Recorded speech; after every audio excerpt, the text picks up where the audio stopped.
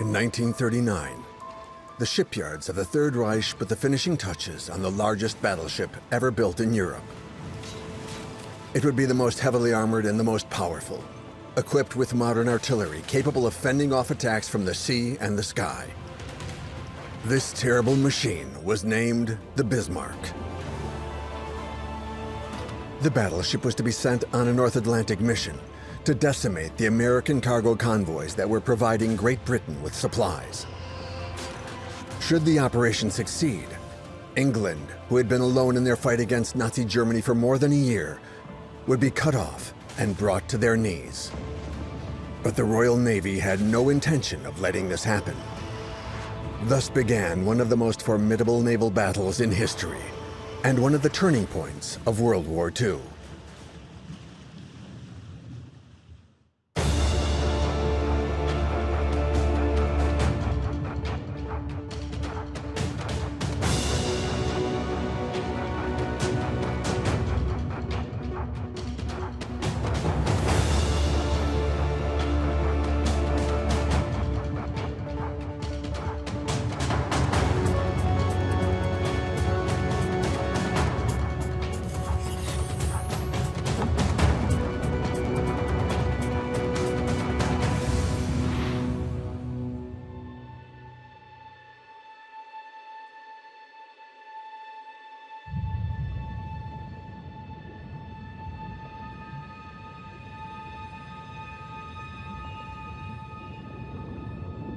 "1,000 kilometers northwest of Brest, a massive shipwreck lies 4,600 meters below the surface of the sea. Despite a nearly 5-kilometer fall, the carcass is still relatively intact. Shrouding in mystery the life and death of the largest battleship ever built in Europe. The Bismarck. The gargantuan ship's adventure can be seen as an allegory for World War II itself.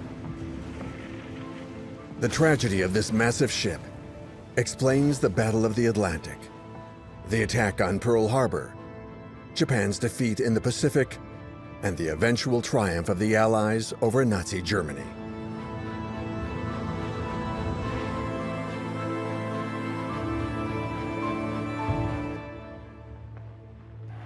On February 14, 1939, in Hamburg, Adolf Hitler launched the Kriegsmarine's latest project into the sea with much ceremony. All the country's leading dignitaries were there. The granddaughter of Otto von Bismarck, a major supporter of German unification in the late 19th century, baptized the ship. Throwing a bottle of champagne on its prow, she proclaimed, "In accordance with my orders from the Führer, I baptize you the Bismarck." Thousands of people broke out into the sacred anthem of Deutschland über alles, Germany above all, which the Nazis translated as "Germany must rule the world." The battleship Bismarck was intended to help them achieve this world domination. And there's no point denying that the monster of steel had a lot going for it.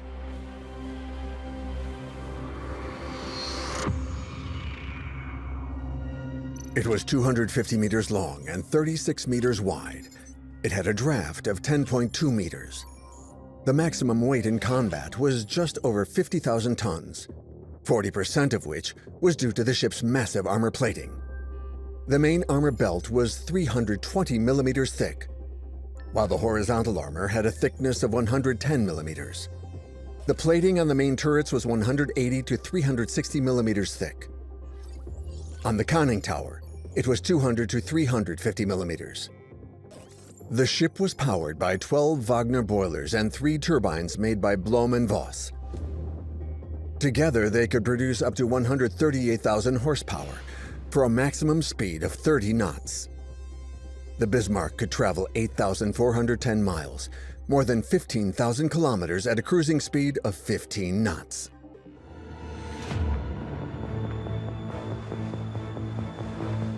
Adolf Hitler and many of the highest-ranking officers of the Kriegsmarine believed that the Bismarck and its sister ship, the Tirpitz, launched on April 1, 1939, would be able to overpower the Royal Navy. However, the British Navy was the best in the world at the time.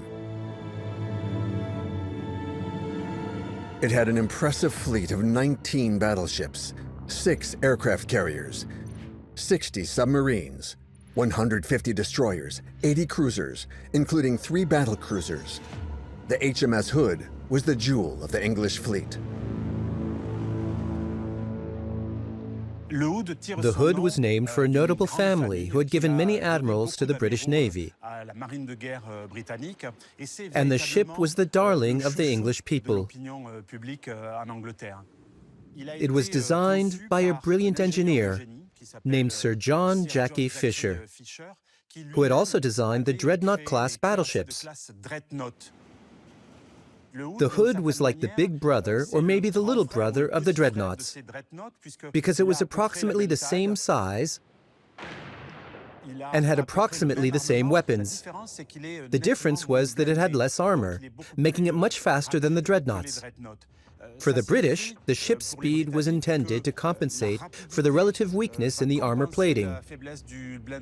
They even said, "Speed is armor," speed is armor.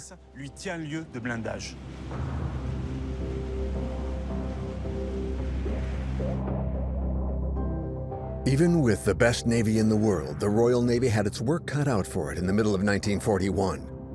Its naval forces were split between 3 fronts: the Pacific, the Mediterranean, and the Atlantic, where it was protecting what it still could.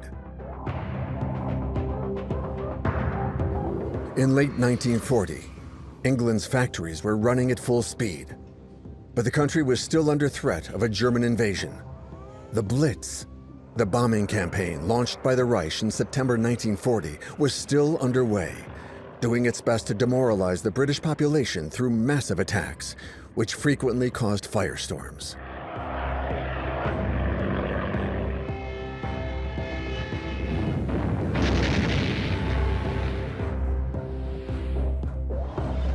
England needed everything from supplies to raw materials, fuel, weapons, and ammunition. Fortunately, Roosevelt had a new law passed in the US Congress.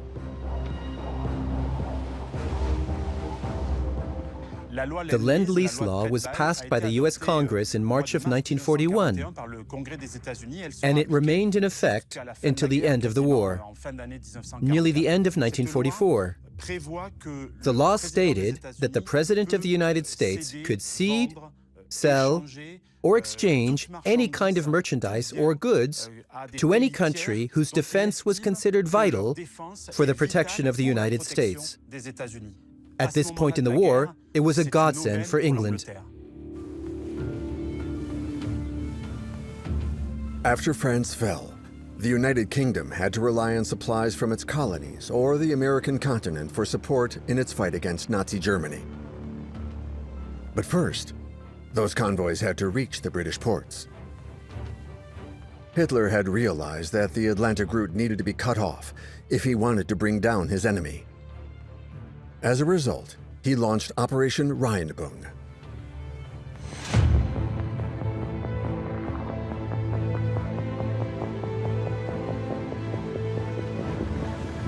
It was finally time for the battleship Bismarck to make its entrance. It slipped into the waters of the Baltic Sea, with the Prince Eugen at its side. The 2 ships set sail towards their powerful, determined enemy, and towards their fate. The atmosphere on board was extremely tense. And just as the operation began, a strange incident took place that seemed foreshadowing for Admiral Lütjens, who was leading the Bismarck squadron. During the fueling process, the hoses that connected the Bismarck to the pumping station gave out, and much of the fuel oil was spilled on the front starboard part of the ship. The refueling was never resumed, because Lütjens was in such a hurry. The operation was already underway, and he was eager to be out at sea. Therefore, the Bismarck set out with 200 tons less fuel than the 4,800 tons it should have had in its tanks. Those 200 tons would turn out to make all the difference. The 2 jewels of the Kriegsmarine crown left the port of Gotenhafen and headed for the fjords and islands between Germany, Sweden, Denmark, and Norway. Their destination was the Atlantic Ocean. where they hoped to sow chaos in the convoys en route to England. At 9 in the morning on May 21st, the Bismarck and the Prince Eugen reached Bergen, Norway. At this point, the German intelligence service was still confident that the Home Fleet, the other name for the Royal Navy, had not left their port at Scapa Flow. The leader of the fleet, Admiral Gunther Lütjens, was not particularly worried, or if he was, he didn't show it. Gunther Lütjens was a cold, fearless leader and a man of few words. He was not very popular with his subordinates, notably the captain of the Bismarck, Ernst Lindemann, who didn't appreciate the condescending way he treated the crew.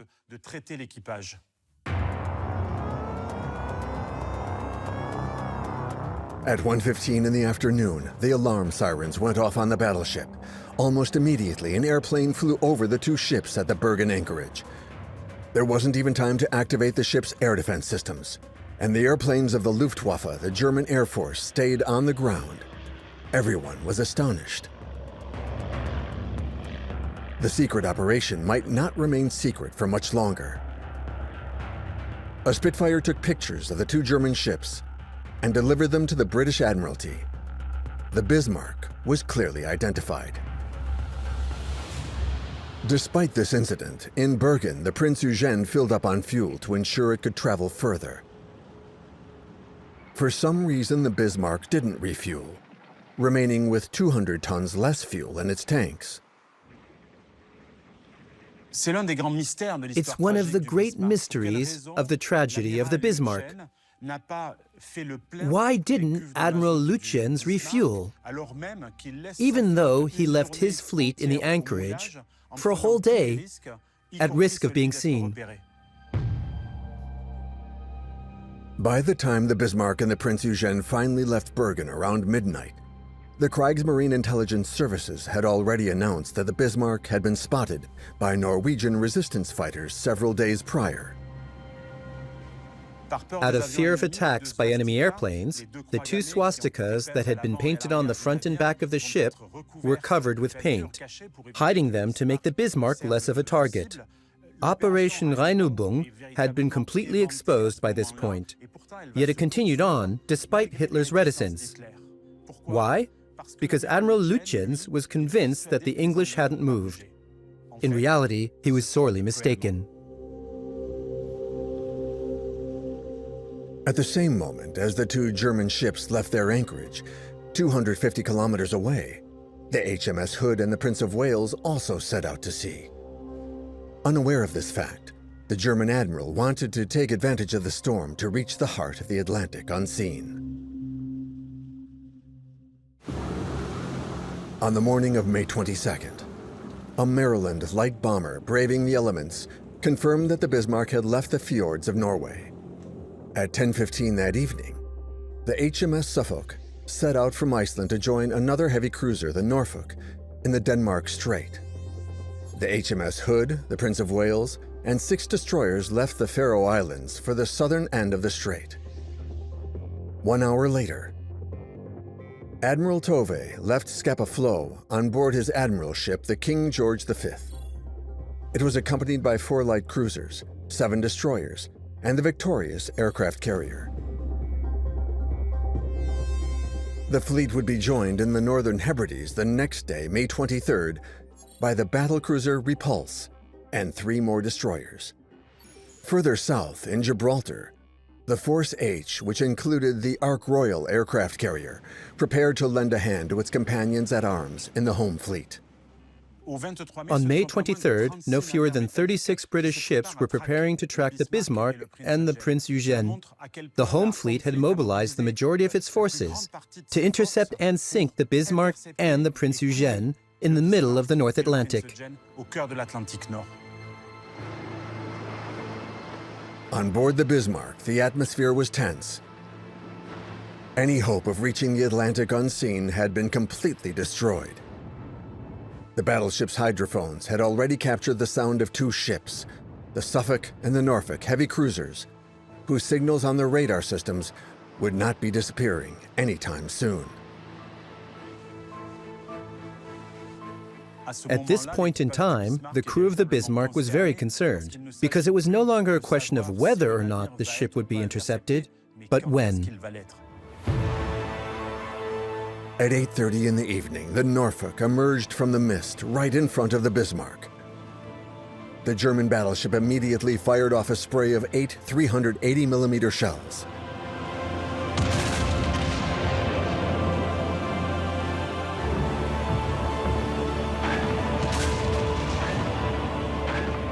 The British cruiser managed to escape nearly 7 tons of steel that had been sent at it in a single salvo. The firepower of the German giant was astounding. The battleship's main weapon system consisted of 4 turrets, with 2 380mm cannons each, which were capable of firing shells with a range of over 35 kilometers. The secondary artillery system was designed primarily for fighting destroyers and had 12 150mm cannons mounted on 6 turrets. The rest of the battleship's artillery was just as impressive, with 16 105mm twin-mounted cannons, 16 37mm anti-aircraft cannons, and 12 20mm cannons. But during the first wave of fire against the Norfolk, not only did the Bismarck fail to hit its target, but the blowback generated by the gunfire damaged the radar antenna at the front. The Bismarck was forced to cede its position to the Prince Eugène, whose detection system was still intact. The Bismarck was as good as blind, unable to determine the location of its adversaries in the North Atlantic.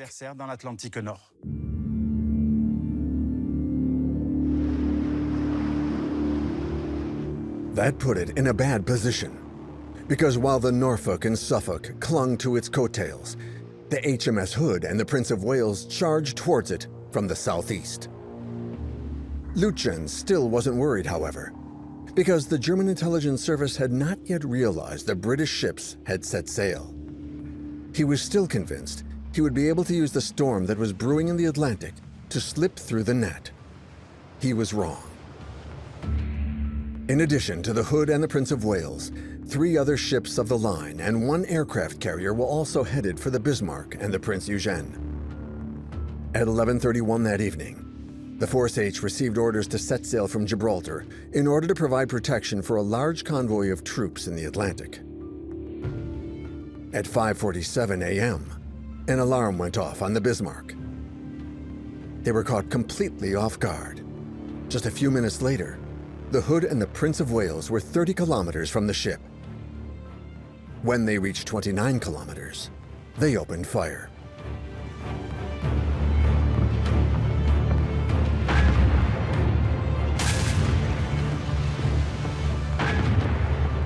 The duel would last only a few minutes, but the Bismarck was slow to respond. On the bridge, Admiral Lütjens was completely petrified, because until then, the German intelligence service had been telling him the home fleet hadn't budged. Yet the first shots that the Bismarck had managed to avoid were clear proof that there were ships of the line in front of him. He wasn't expecting it. At 5:54, the Bismarck was struck by a shell from the Prince of Wales, which had reached its target from 24 kilometers away. But the German battleship still hadn't returned fire. The firing officer, Schneider, was raring to go. Captain Lindemann was so exasperated by Lütjens' lack of response that he is quoted as having said, "I'm not going to let my ship explode under my ass." At 5:55, the Bismarck group finally responded, concentrating fire on the Hood. By this point, the 4 ships were only 20 kilometers away. With its 4 batteries of 2 380mm cannons, the Hood remained a formidable enemy despite its age. Its weapons could pierce armor plating 491mm thick from 5 kilometers away, and 337mm thick from a distance of 15 kilometers. The projectiles took less than 30 seconds to cover this distance. They passed one another in midair The sounds of the battle were so loud, they were heard in Reykjavik, 500 kilometers away. At 6:01, the Bismarck and the Hood were just 15 kilometers apart. The Prince Eugen hit the HMS Hood.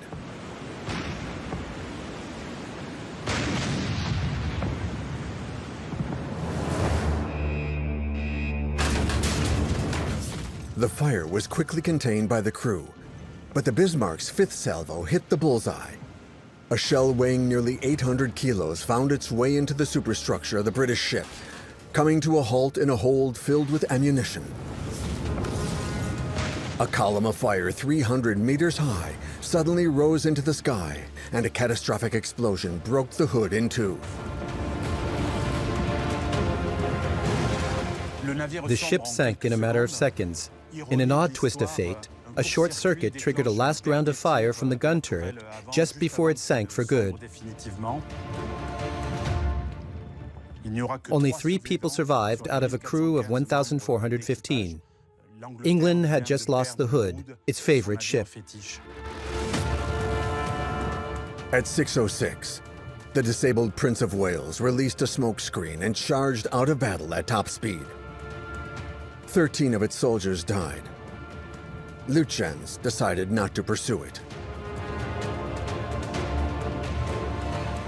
Despite Lindemann's protests, Lütjens followed Hitler's orders not to get too involved with the home fleet, the British Royal Navy, which he knew was very powerful in the North Atlantic. But there was another reason Lütjens decided not to chase down the Prince of Wales. The Bismarck was unable to, as it had taken serious damage during the confrontation.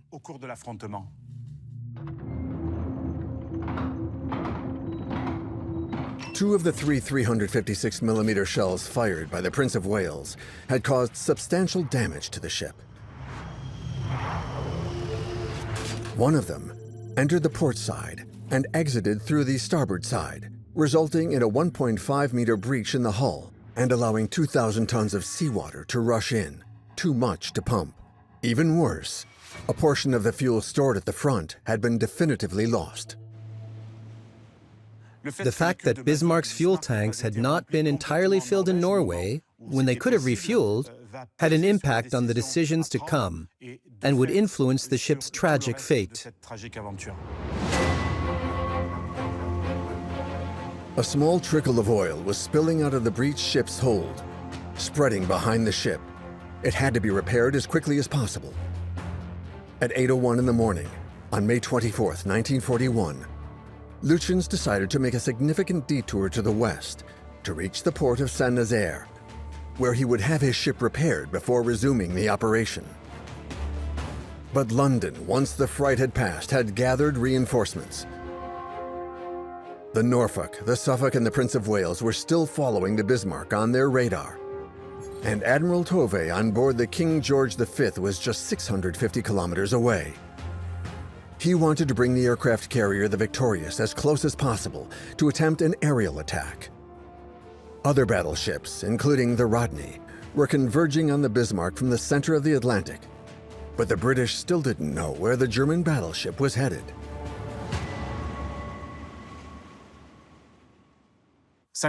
That marked the end of Operation Rheinübung.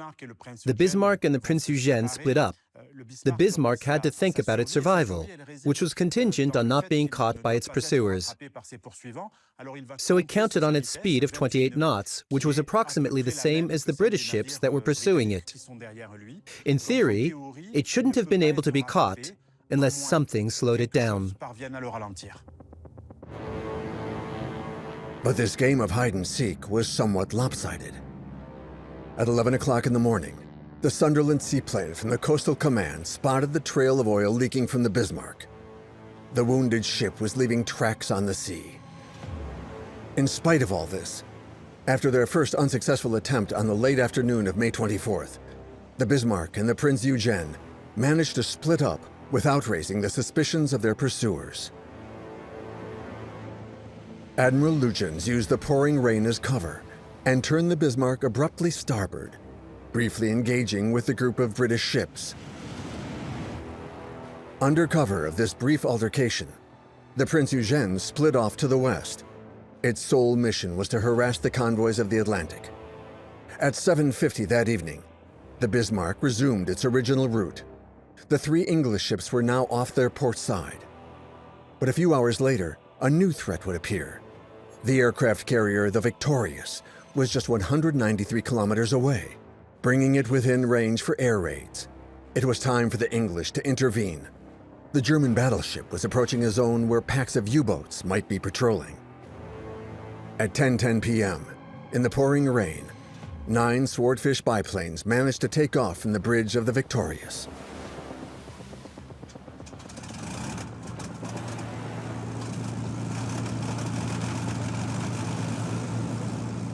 A lot of people considered that the Swordfish was out of date at the beginning of World War II, and in a sense that's true.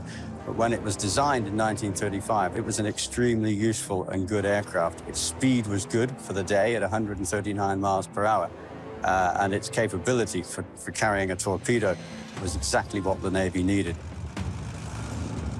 The technical specification of the Fairey Swordfish were length 11.0 meters, wingspan 13.87 meters, maximum mass at takeoff just over 4 tons, engine 690 horsepower Bristol Pegasus with a maximum speed of 222 kilometers per hour, combat load 3 227 kilogram bombs or 1 702 kilogram torpedo. What would happen next was almost surreal. In the area, there was a small ship just 73 meters long, a third of the length of the Bismarck, called the Modoc, which was with the U.S. Coast Guard. The United States were not yet at war because it was May of 1941, and Pearl Harbor hadn't happened yet. But they were there to oversee rescue operations for convoys that had been attacked. At nightfall, all of a sudden, the sailors saw an enormous shadow, almost like a ghost, appearing out of the clouds of rain. The Bismarck was floating just past their ship. Just a few minutes later, as they were still recovering from what they had just seen, 9 swordfish flew right over the Modoc, skimming the waves. The sailors were shocked. The young, inexperienced pilots from the Victorious had the wrong ship at first and almost launched their torpedoes at the HMS Norfolk before passing over the Modoc, with their hearts in their throats, then making a charge for the Bismarck. The battleship's anti-aircraft defense system went into action against the small planes, which were trying to get into a better position to launch their torpedoes. Despite the incessant gunfire, none of the attackers were hit, and 9 torpedoes were launched at the Bismarck. Only 1 hit its target, however. It struck the main armor belt of the ship without causing any substantial damage. The melee lasted just 15 minutes.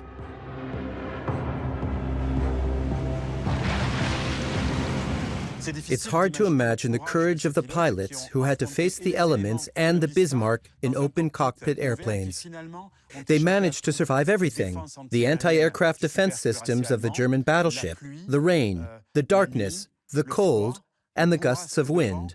And after completing their mission, despite their fatigue, they still had to land their planes on an aircraft carrier in pitch-dark conditions.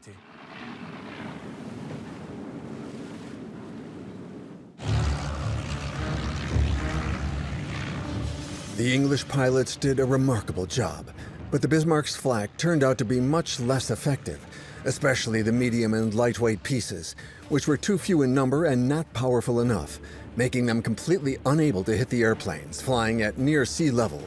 Fortunately, the battleship had other tricks up its sleeve. It was midnight on Sunday, May 25th, 1941, and it was Admiral Lütjen's birthday. He was turning 52 years old, and to celebrate his special day, he managed to accomplish both a masterful strike and a rookie mistake. Lütjens knew his pursuers were moving forward in a zigzag pattern to avoid attacks by the U-boats, adjusting their heading by 30 degrees every 10 minutes. When they moved farther away from the Bismarck by steering to the port side, they lost it because they were outside the 20-kilometer range of their radar. But they found it again 15 minutes later when they steered to the starboard side once again. So Lütjens came up with an idea. He repeated the maneuver that had enabled the Prince Eugène to escape its pursuers. The German admiral gave the order to steer 270 degrees to starboard, hoping to break radar contact and end up behind his pursuers. The maneuver worked beautifully, and the Bismarck resumed its route towards France. At 4:01, the Suffolk was forced to admit it had completely lost track of the Bismarck. The English fleet scattered in search of its prey in vain. The disappearance of the Bismarck was very bad news for the British Admiralty. First of all, because its own ships were running low on fuel. And secondly, because the Bismarck remained undetectable, and no one knew what its intentions were.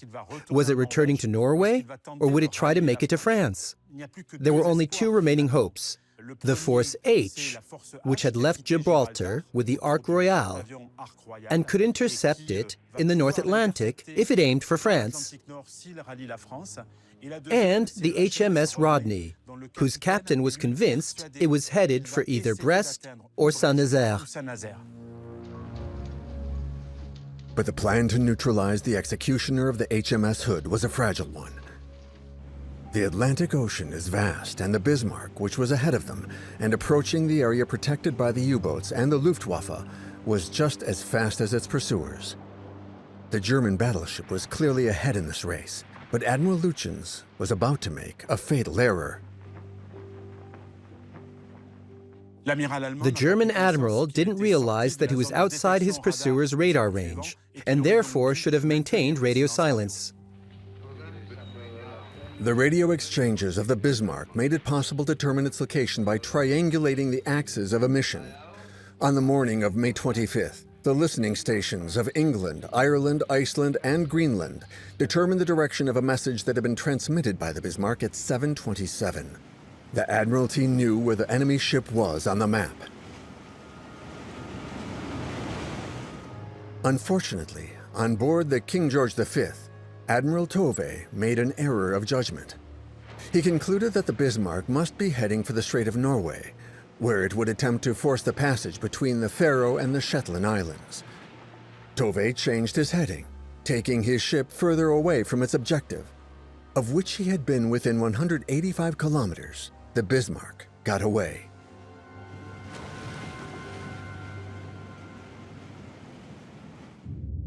But by the end of the day on May 25, 1941, the analysis of the radio emissions from the Bismarck had enabled the British to determine its destination, France. Unfortunately, the King George V was now 80 kilometers farther away from it, and several other ships, including the victorious aircraft carrier, had to abandon the chase due to a lack of fuel. Only the Norfolk, the Rodney, and the Force H under the command of Vice Admiral James Somerville, which was approaching the Bay of Biscay, still had a chance of intercepting it. But first they had to determine exactly where it was and get within range. At 4:30 on the morning of May 26, 1941, an announcement was made to the crew. "We will soon be reaching Ireland. Just 1/4 of the distance between Iceland and France remains to be covered. At the halfway point, we will reach the zones covered by our submarines, and the Luftwaffe should be there by midday." Captain Lindemann was so sure of himself that he had the tops of the gun turrets repainted yellow in order to make it easier for the Luftwaffe to identify the ship, thus avoiding any unfortunate mistakes. It would take a miracle to sink the Bismarck now. That miracle had a face and a name: Dennis Briggs.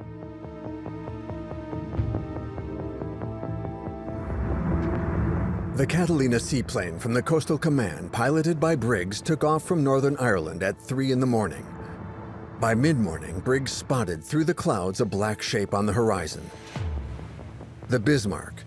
He transmitted his position under fire from the German flak. The battleship had been found.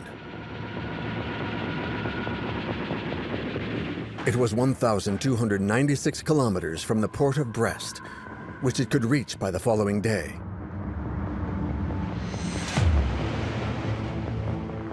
At around 11:30, the crew of the Bismarck saw two more airplanes fly over their heads, these ones with wheels. They weren't seaplanes, so considering their location in the middle of the Atlantic, they could only assume that these had come from a British aircraft carrier.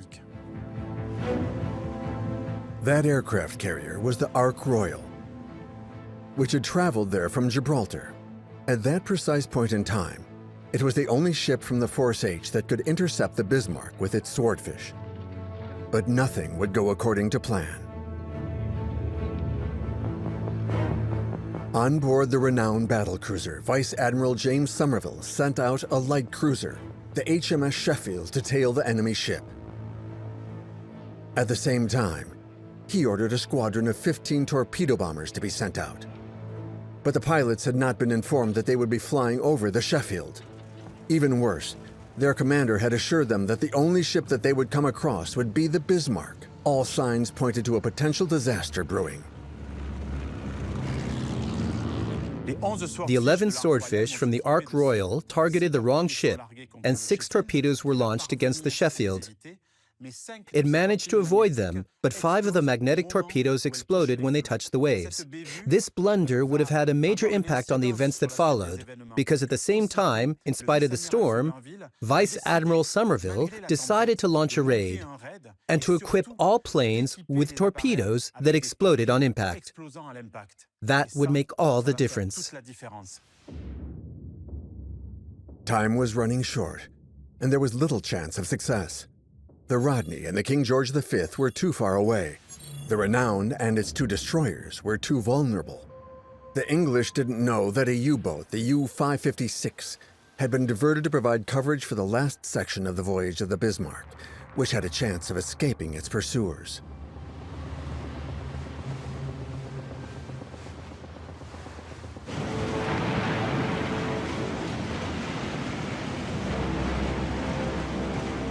At 7:48 on the evening of May 26, 1941, the U-556 spotted 2 large ships moving forward in a straight line. One of them was an aircraft carrier, the Ark Royal. It was a golden opportunity to strike against this giant vessel. But the German submarines were faced with a slight problem. They had no more torpedoes. All they could do was put out a call on the radio for other U-boats to join them there. But it was too late. It was almost 8 p.m., and a new wave of British planes had just taken off, despite the terrible weather conditions. Very few aircraft would have been able to battle their way through the extremely poor weather conditions of that night and locate and find the Bismarck to be able to launch torpedoes and cripple it. The swordfish was incredibly strongly constructed. It could take a lot of flak damage, it could take a lot of bullet holes, it could take a lot of poor weather flying and still manage to get itself back to the ship.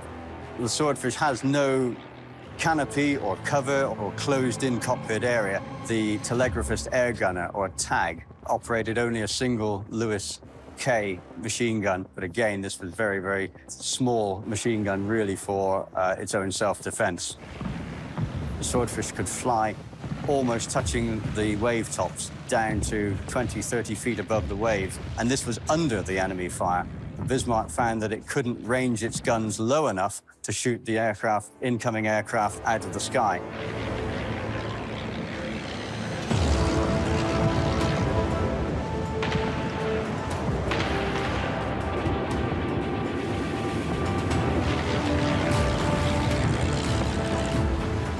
This time, the pilots targeted the right vessel.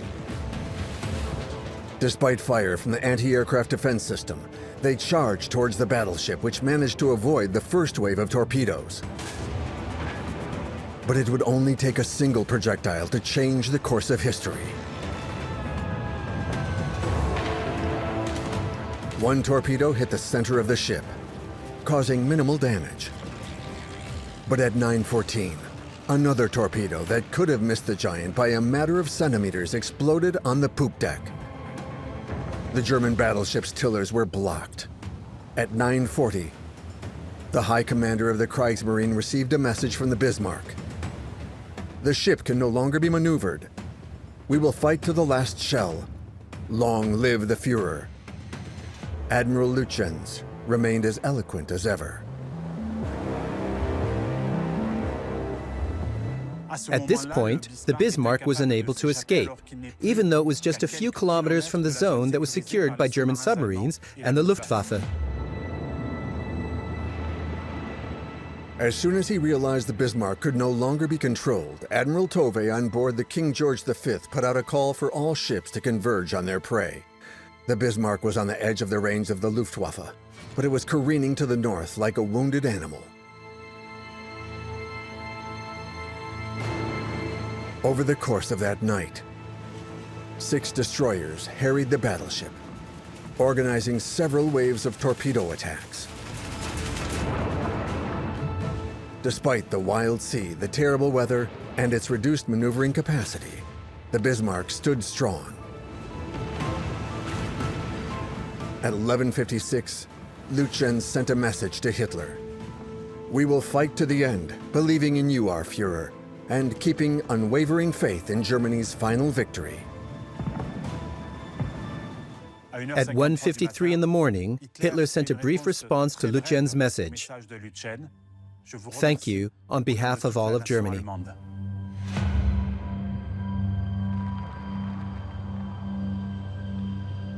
At 7:53 on May 27, 1941, the Norfolk appeared from the north-northeast. At 8:30, the Dorchester appeared and approached the Cossacks that were already on location. It was followed by the Rodney and the King George V.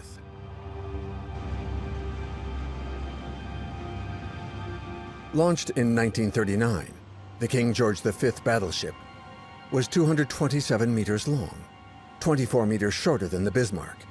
Yet it had a powerful weapon system: 10 356mm cannons and 16 133mm cannons.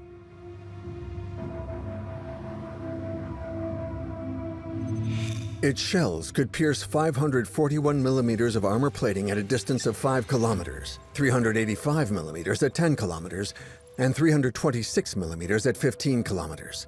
The HMS King George V was accompanied by another older battleship, the Rodney, which was equipped with 9 406mm cannons. The firepower of the 2 British ships combined outclassed that of the Bismarck, which was unable to steer. It was in desperate need of help if it had any chance of surviving. At 7:57, the commander of the Kriegsmarine announced that 51 bombers had taken off and should be within view by 9. The Luftwaffe was on its way to help the Bismarck, but time was running out. At 8:47, the Rodney, some 20 kilometers from its target, fired an opening salvo. At that distance, the shells were in flight for some 50 seconds. The Bismarck responded, flanking the Rodney, but missed it by just a few dozen meters. I can't imagine what would have happened if the HMS Rodney had been sunk.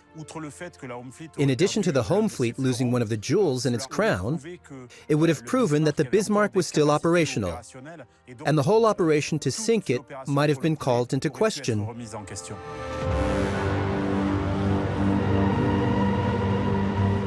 At 9 o'clock, the commanders of the Kriegsmarine requested that the Bismarck identify the ships that it was facing to make sure that the planes that were on their way to help wouldn't make any mistakes. The Bismarck would never answer this message.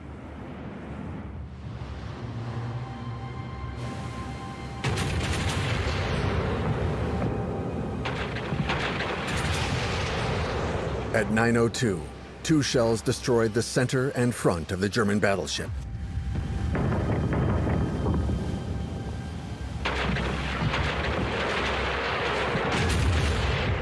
Three minutes later, the firing station took a direct hit. The battleship had now lost its main armaments. By this point, Lütjens and Lindemann were probably already dead. The bridge was like hell on earth, with fire and projectiles tearing through air and flesh. Anyone who made it to the bridge couldn't stay there for long. They would have had to have gone back inside the ship. And the sailors deep inside the Bismarck's hold, a majority of whom were stuck due to the heat expansion of the partitions and the hermetically sealed doors, were unable to get out. Most of them would go down with the ship.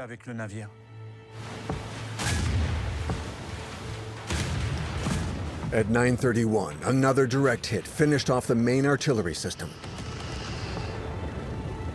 The 380mm cannons were silenced forever. The Rodney was just 7,500 meters away. 10 minutes later, the secondary artillery system was also destroyed. 57 surface ships and 8 submarines from the Royal Navy had taken direct part in the chase. By 10, the naval combat was nothing more than a shooting exercise for the English. The Bismarck no longer posed any threat, as it was completely powerless to respond. Yet at 10:15 and 10:21, the HMS Rodney and the HMS King George were forced to fall back, as German submarines had been detected. The HMS Dorsetshire was charged with finishing off the German battleship.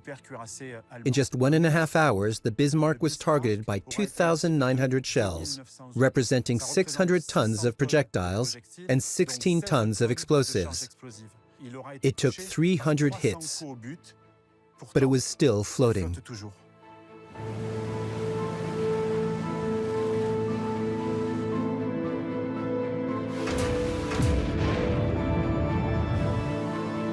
Struck by at least 3 torpedoes and damaged by scuttling explosives that had gone off, the Bismarck was listing to the port side and sinking at the back, taking with it hundreds of men who were stuck in the superstructures. In just 10 minutes, the Bismarck would be at the bottom of the Atlantic Ocean. The turrets, which were not actually attached to the deck, separated from the rest of the ship and sank into the abyss. And the nearly 5,000-ton ship plunged into the depths like a steel knife. The hydrodynamic flows moving across the ship ripped the structure apart. The shipwreck finally stabilized on the slope of an underwater mountain, which it struck violently with its prow. The impact deformed the armored hull, which was several centimeters thick. As it sank, the battleship aspirated more than 100,000 tons of water in its wake, creating massive whirlpools that struck the ocean's floor and triggered an avalanche of sediment that the massive steel slid along for more than a kilometer.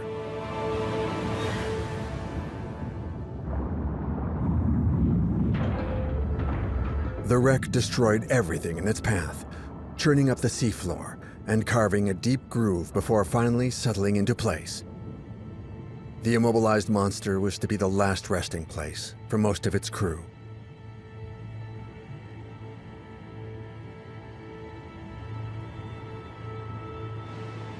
"2,000 sailors went down with the Bismarck. The youngest of them was just 18 years old. The British quickly organized a rescue mission.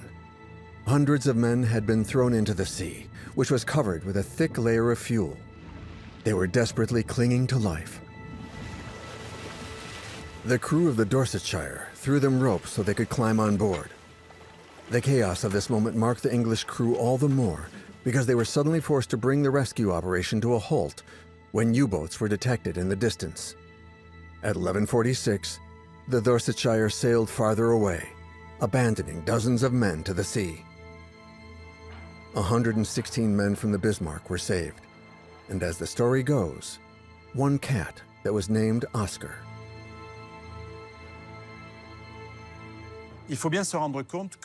I believe that we can learn a lot from the Bismarck's tragic end. First, it heralded the beginning of the end for Bismarck-class battleships in 1941, and it also marked the beginning of air and sea combat. because it was the swordfish of the Ark Royal that changed the fate of the German battleship. The Japanese took inspiration from the swordfish when they were perfecting their torpedoes and preparing their attack on Pearl Harbor. After Pearl Harbor, the Americans in the Pacific worked to develop their air and sea combat. And it was the torpedo bombers of the U.S. Air and Sea Forces that would one day sink the two Japanese Bismarck-class battleships, the Musashi and the Yamato. The loss of the Yamato brought everything almost full circle.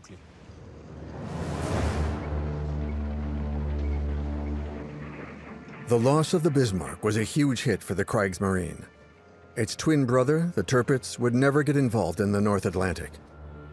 It was destined to do nothing more than sail around in circles off the coast of Norway, acting as a boogeyman for the Allied convoys in the Arctic.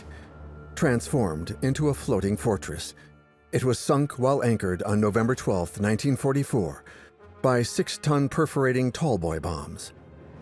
After losing the Bismarck, the German naval forces abandoned the strategy of engaging with heavy ships, preferring to focus on submarine raids in the Atlantic.